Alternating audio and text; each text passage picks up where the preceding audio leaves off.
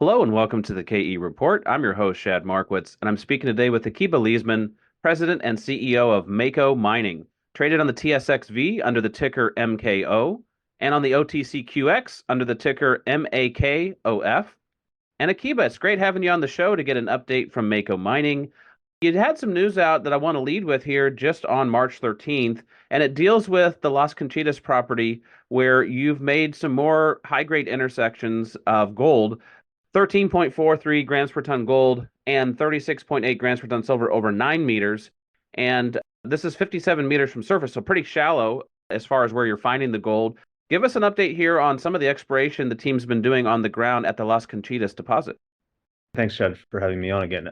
Yeah, this hole was important for a few reasons. So we drilled in this area before in 2021, probably put a series of four core holes, and the first three kind of got stuck in this pretty large fault structure. And then the fourth one wound up hitting a couple meters of about 20-gram material.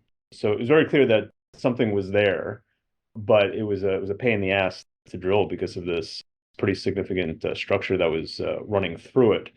So the fact that we had some problems drilling it a few years ago, we were looking at the model, so we had like sniffs and hits there, but we were taking the approach when we put out that updated resource and the maiden resource over at Las Conchitas back in October to say, you know what, we don't have enough data to support putting this into a resource now.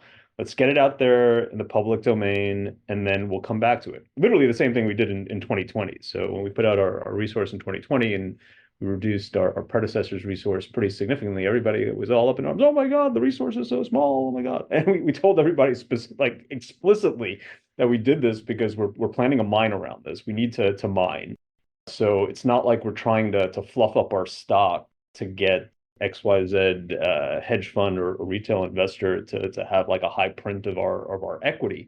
The reason why we're doing this is because we actually have to mine this and generate cash flow and support our business and everything that comes with the Mako platform. So we drilled this, we'll call it like an exfill program. It's not an infill. So this was definitely outside the resource that we published at the end of 2023 and about 30 meters outside the resource in an area that did have some of these sniffs and hits. We wound up hitting this nearly half-ounce intercept over 9 meters estimated true width. Now, there is no question that this is going to significantly increase the resource. It's no question that it's going to significantly increase the open pittable potential of this particular area. So this is a vein called Mango, which is right below another vein called Limon, because apparently we like fruit over at site. So we're actually starting to mine the Limon area now, and then this hole that we drilled with this pretty fantastic grade thickness intercept will probably be coming out and turning into cash flow starting in about 2 years from now. But that's not waiting 2 years for cash flow. We're actually mining right now the vein on top of it, Limon. So as we speak, we're generating the cash from it. But this just is another indication about how we do business. We don't feel compelled to make our numbers or heuristics there so we have specialists who are oriented to this particular industry check a box to put a value on us. We run our business as a business, and we really are tracking metrics for our own benefit. Like obviously we love shareholders. We love to have more investors, and we love to have like a liquid stock, but the first order of business is our business. Well, just to that point, Akiba, I think it's interesting that you're putting out drill results in an area that you're already kind of mining in. And like you say, you're going to be able to monetize this in 2 years. So you're not doing it to fluff up for marketing purposes. You're doing it for a mining purpose. Let's talk about the operations then, because you went into Las Conchitas and started mining it. How are things going there? How is this fitting into the larger picture as far as the operation side of the business, all this exploration feeding into that? Yeah, I made this comment on the last interview you gave. Is like when you're in the zone, you're in the zone. When you're not in the zone, you're not in the zone. So I think the same reason why it's actually difficult for us to prove out large resources is because the ore body is complicated, and kind of when you're on the margins of it, it's even more so. So we do try our best not to smooth data and things like that. But even with that, getting the model right, especially on the margins, is always a head scratcher for us. So in Q4, just to set the reference, was by far a record quarter. And that was for a bunch of reasons. Operationally, it was because we were in the zone in 4 different locations. So we were in it at San Albino, the phase 4 pushback. We were in it at the Southwest Pit. We were in it at Las Conchitas North, and we were even in it at Las Conchitas South when we first started to open it up. And then when we got back from Christmas in January, we're starting to open up this other area, which is kind of what I was referencing earlier with the Limon vein. And then over on the margins, it's always kind of like a little bit funky in terms of being able to get the model to work right. So January is a little bit slow because we were actually starting to open up one of those additional zones. And then February, we were back in the zone. So February was great. And then March is by far like the best of the 3 months so far. It's kind of funny. One of the areas of positive reconciliation that we're getting, because right now we're mining 4 different areas. So we're still over at the phase 4 of the West Pit layback, which will probably finish up in a couple months. That has fantastic grade, but that's been the case for months and months and months and months. And the Southwest Pit has like these areas of 2 zones where you have these kind of somewhat discontinuous nodes on some of the upper areas, the shallower stuff. And then you get into the meat of the zone, which was situated probably about 40 meters from surface when we first started as it was breathing air from before we actually started to open up the pit. We humorously called that the porta potty zone because it was discovered because it was literally right underneath our mining contractor's portable toilet, right? So it was funny. We were like vectoring in on some of the resource and exposing some of the near outcrop, and it looked like the vein was going directly under his porta potty. So we drilled underneath there a couple years ago and drilled like 4 meters true width of over an ounce material. So that stuff starts at about 505 meters of elevation, thereabouts. And when we started mining the Southwest Pit, it was about 545, 550 meters of elevation. We're now down to about 517. So I was just having our operations call a couple of days ago, and in the Southwest Pit, in our model, we were expecting for the week 7 ounces. Not, I'm not missing a zero over there. There were 7 ounces because we're still like probably about 12 meters not even, about 9 meters above this famous porta potty zone that I'm talking about. But over here, we were expecting 7, and we wound up getting over 700, right? Just from this one zone for this 1 week. And we're looking at it like, what did we miss over here? It's like, wait, this couldn't have been like a mistake in the model. And we're looking at this and kind of where the core holes would have been collared.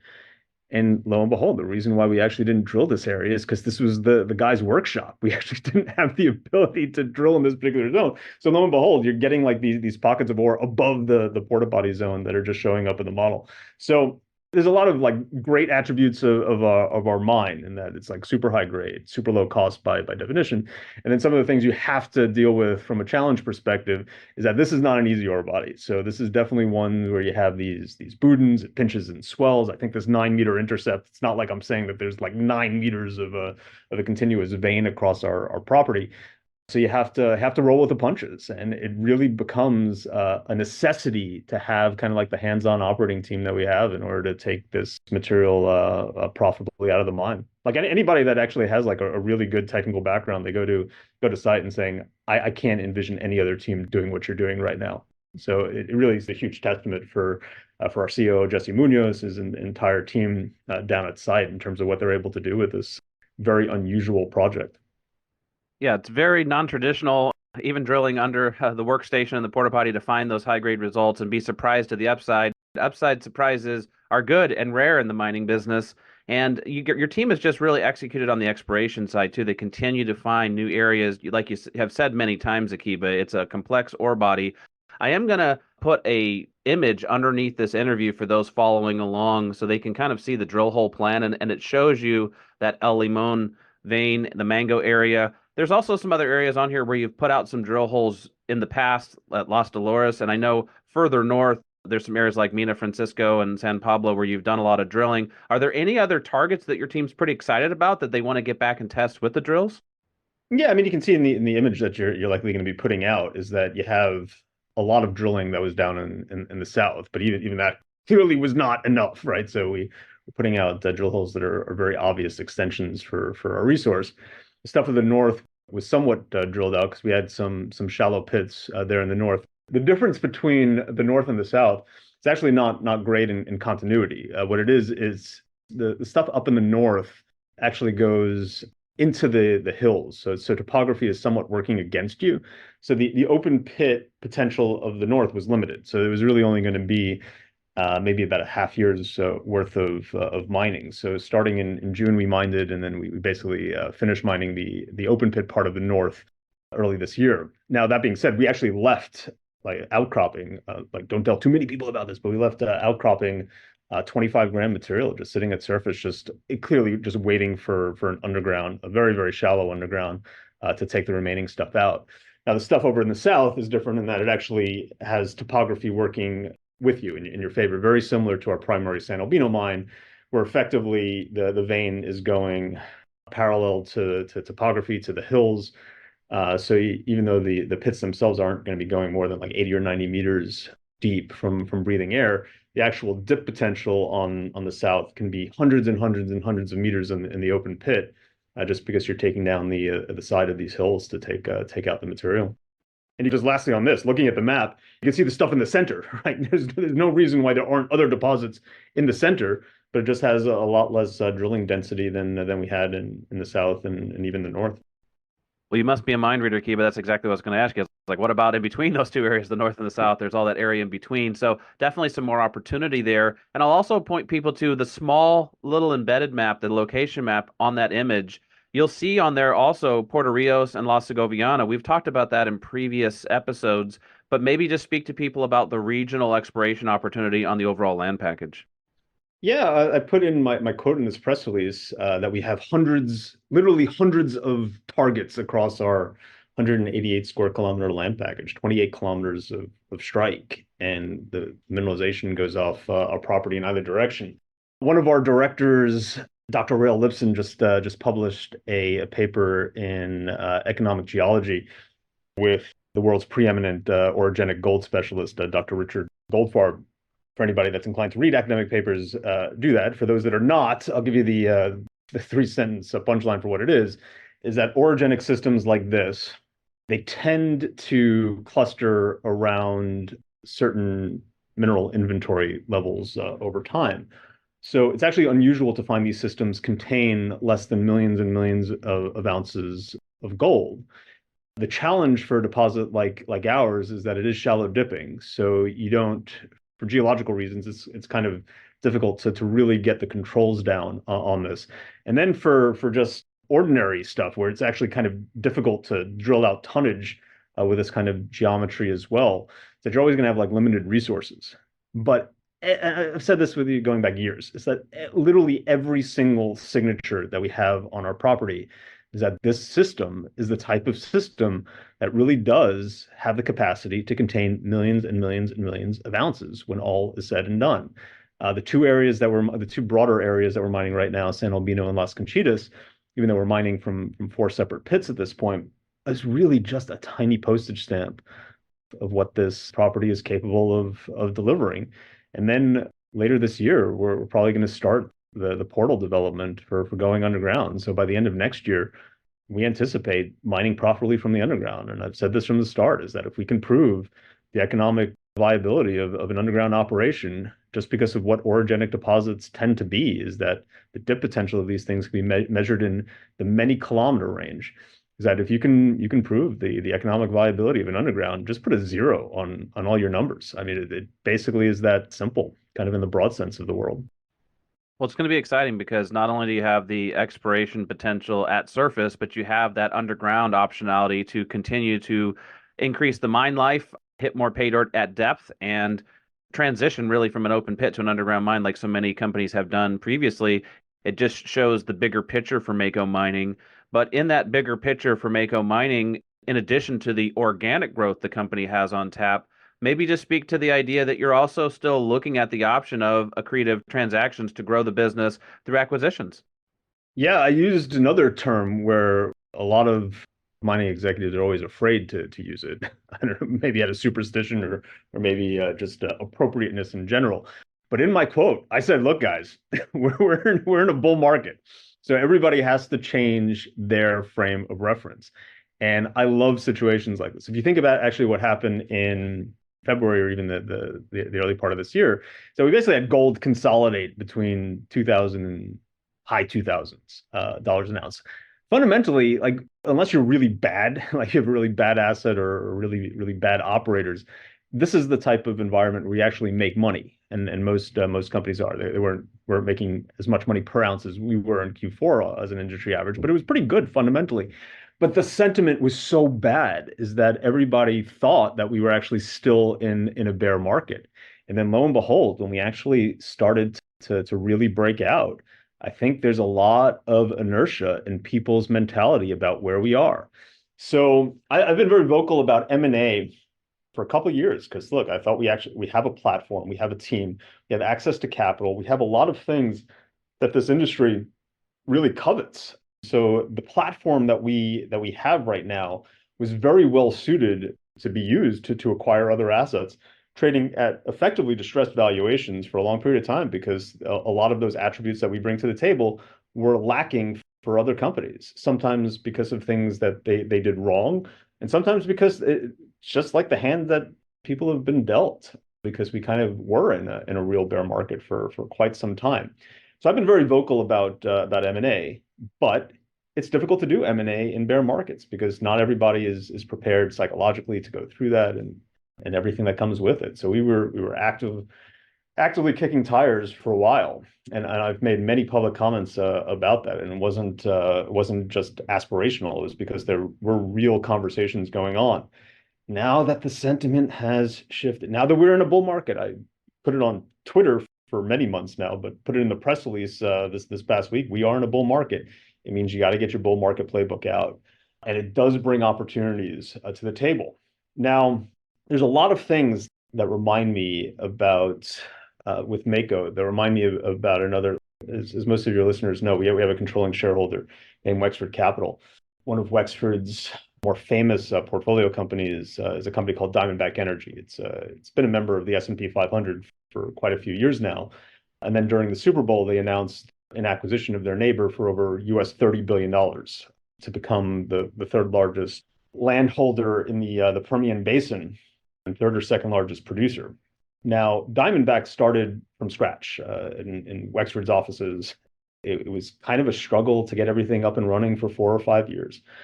And then when the operations were working, when the management was running that thing efficiently, when it had a window, because at that point in time there was a window for equity raisings over in the Permian Basin back in 2012, it was able to go public. But it was really when it first had the ability to demonstrate that it had the capacity to do accretive acquisitions and then bring operational synergies to the table. That's kind of when the explosive growth trajectory took off. So I think Mako has a lot of similar attributes to Diamondback, both in terms of how it grew in those first few challenging years when Diamondback was a private company and Mako had to do it in the public sphere.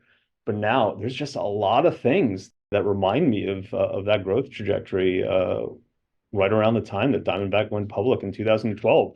So we're going to use that kind of analog to our advantage. So I think one of the things that I think people struggle with when it comes to mining stock valuations is that everything is kind of like on a static basis.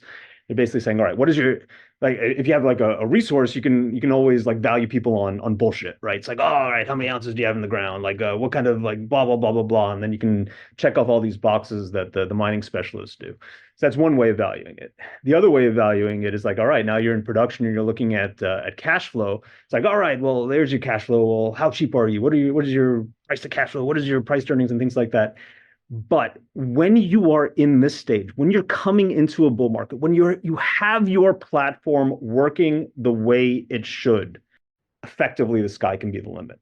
Just because you have the ability to use your platform to go and acquire other assets that inherently will be accretive, just because the attributes that we bring are going to germinate with likely targets, with assets and attributes that they currently don't have. So I think Mako is going to look very, very different over the course of the next year or two. And I think we're going to surprise people about how big and successful this company is going to look like over the course of the next few years. So welcome to the bull market of 2024. Well, it's good to be in the bull market of 2024, Akiba, and it's going to be interesting to watch Mako's growth, both organically and possibly through the acquisition front. The company is poised to really start hitting the gas pedal now that the sentiment is turning in the sector and your operational team is hitting on all cylinders. So we'll keep following along with the news. If people want to follow along with the news at Mako Mining, definitely click on the link below this interview. It takes you over to the company website to the news section. And until our next conversation, have a great bull market here in 2024, Akiba. All right, sounds good, Chad.